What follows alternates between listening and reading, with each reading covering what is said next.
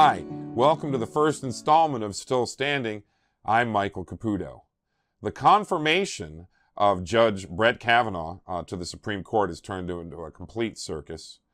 This week, we saw both Dr. Ford, his accuser, and Judge Kavanaugh testify before the United States Senate Judiciary Committee after she accused him at a very late time in the process of confirming him to the Supreme Court of some kind of an assault when they were high school kids. I didn't really know what to think about this. At first, when I saw all the reports about Dr. Ford, I thought, she deserved to be heard. Certainly, the Senate Democrats thought so. I always found it was really unusual that Senator Dianne Feinstein waited 6 weeks, held Dr. Ford's anonymous letter for 6 weeks, and then sprung it after the Senate confirmation hearings were already over, trying, I believe, to delay the confirmation process. I think Senator Feinstein and the Senate Democrats really screwed Dr. Ford in the process of trying really hard to screw Brett Kavanaugh. But I'll tell you, that hearing, it was really something. I was really riveted by Dr. Ford's testimony. I think a lot of America was. She was authentic. I think she was really frightened at the beginning. I think she got her feet under her, of course. But also I found that, her testimony was even more interesting because she's educated as a doctorate in psychology and knows a lot about, sexual assault and things of that sort. So when she was testifying, I was watching the TV very closely, like a lot of Americans were. But at the same time, I was thinking, wow, this whole confirmation of Brett Kavanaugh looks like it's in trouble.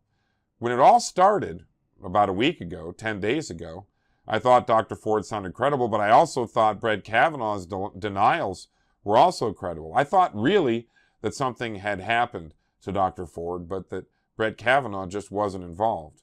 We saw letters coming out from both sides, back and forth, and at the end of the 10-day period, not one person actually confirmed that this party happened, that Dr. Ford said where Judge Kavanaugh had assaulted her.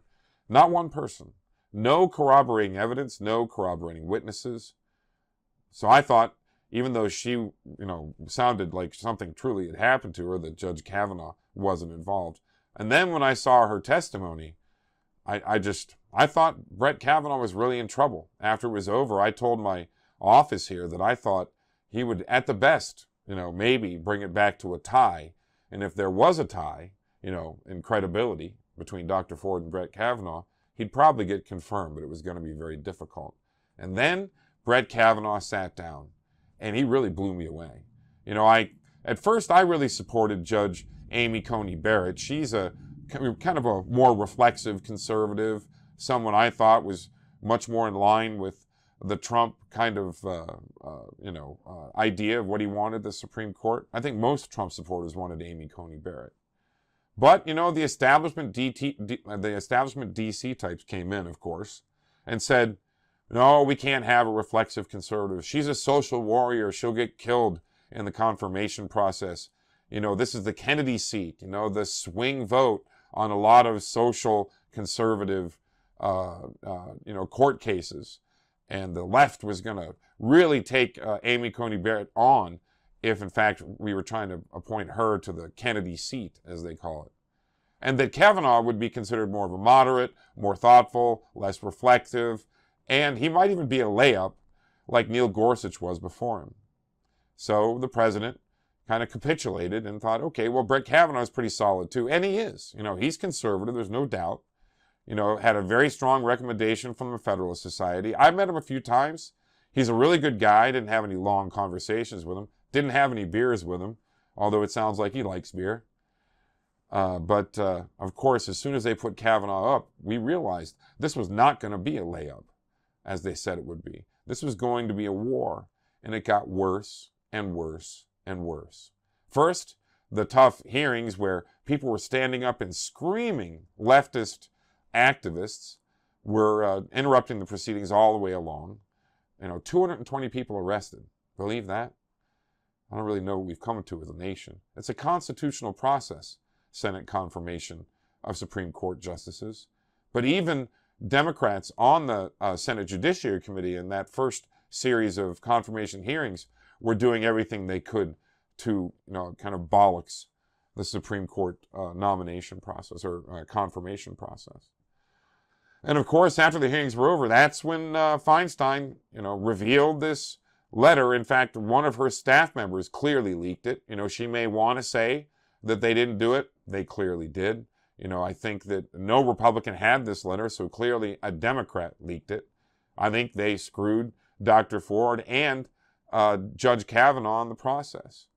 When Judge Kavanaugh sat down to defend himself, I thought he was equally moving as Dr. Ford was, in a very different way.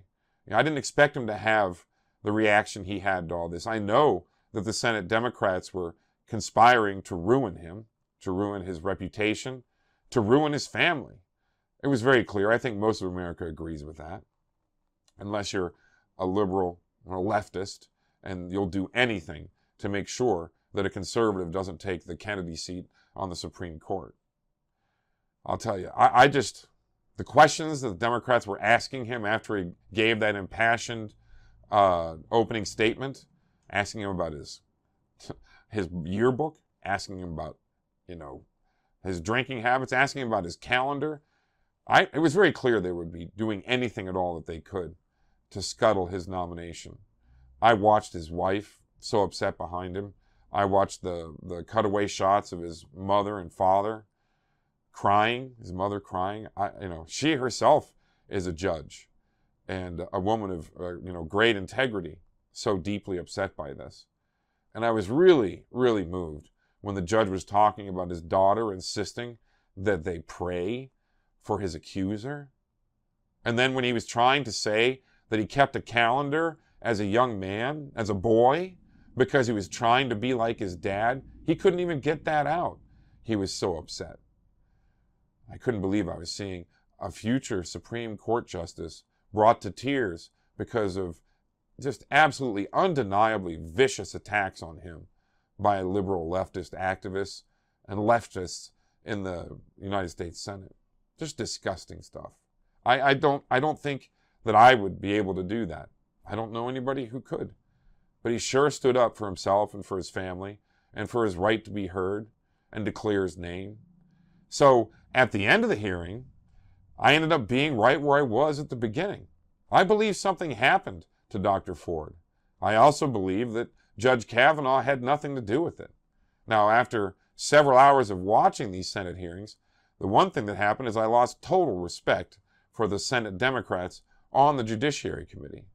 I really think they're scumbags, every one of them. And Senator Dianne Feinstein, boy, I actually like Di-Fi. I didn't agree with her on much. I've met her on several occasions. When you sit and talk with her, she reminds you of your grandma or your aunt, asking after your family and, how's Buffalo? Still cold, I sat with her in the green room at CNN before Jake Tapper's show on a Sunday morning once. That was the last time I saw her. I really kind of liked her.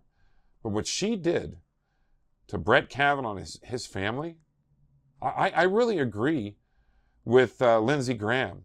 How heated did he get, right? I never saw Lindsey Graham that angry. I think he was authentically very, very upset. I think that's what happens when you see someone you know, someone you respect, a good man like Brett Kavanaugh, strung up unfairly by Senate Democrats and a, con, as the president called it, in a conspiracy to just do whatever it takes to gain power. And like Lindsey Graham said, I hope to God they don't get that power. Right now, every woman in the country really must have been watching and certainly are affected by this. But I think of it differently, I guess, in a little bit of ways. I think every mother of sons, every grandmother of grandsons, every aunt of nephews, they've got to be scared to death for their boys. It's always a problem, always very difficult for people who are attacked, women who are attacked. I think when they, come forward and talk about their attacks, it's a terrible, terrible difficulty. But now, here in America, we have to be really worried about our sons because it's open season on them. It was open season on Brett Kavanaugh completely and absolutely disgusting. I know we have a delay as the investigation continues, but when this week is up, I hope to God the United States Senate confirms Justice Brett Kavanaugh. Again, Michael Caputo, thanks a lot for listening to Still Standing, and I look forward to talking to you again.